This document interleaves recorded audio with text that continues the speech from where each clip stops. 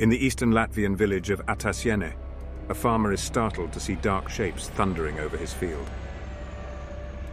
The Wraiths are two Latvian Apache attack helicopters racing toward the threatened city of Rēzekne, home to 30,000 civilians, and the nation's main line of defense against the sudden Russian attack. Aboard Rapier 1, Lieutenant Jānis Pudelis is anxious. As he scans the terrain ahead in search of targets, he can hear radio calls in his ear coming from friendly forces defending Rēzekne that are growing increasingly frantic. The calls for air support, increasingly desperate. 10 clicks out, Pudelis announces to the pilot. Armed with Hellfire missiles, the Apaches were now in range to meet whatever ground forces lay ahead.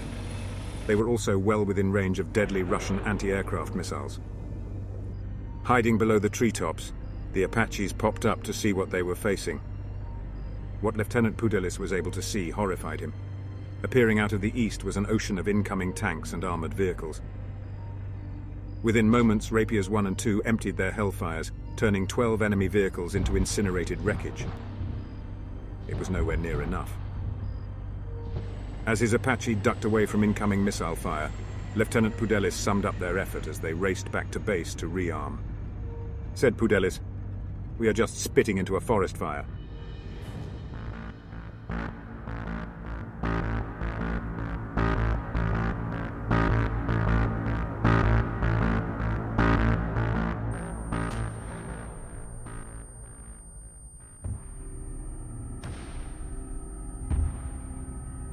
With the goal of conquering the Latvian city of Riga within the first 60 hours of the war, effectively severing the Baltics in half, the Russians first needed to seize the pivotal city of Rēzekne, where two key highways, the A13 and the A12, converge.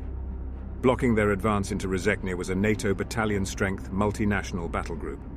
Outnumbered and outgunned, the NATO forces also found themselves in momentary disarray, having lost their commanding officer and several of his staff in a missile strike. Regardless, their mission was clear.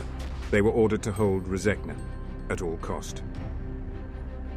In the wooded high ground, north of the village of Sondor, Canadian and Latvian infantry armed with anti-tank missiles and backed by Bradley infantry fighting vehicles prepared to hit the enemy's advance down Highway A13, while to the southeast near the village of Ignasani, a platoon of Leopard A2 battle tanks waited to meet the enemy on Highway A12.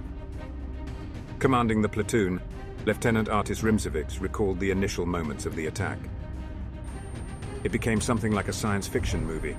Everywhere the tracers were like laser fire, missiles and rounds like photon torpedoes, and the noise. Between the autocannons, tank rounds, the missiles, the artillery, the explosions and people screaming, it all worked against you to dull your senses, to make you slow. What shook me out of it was when I saw one of my Leopards brew up.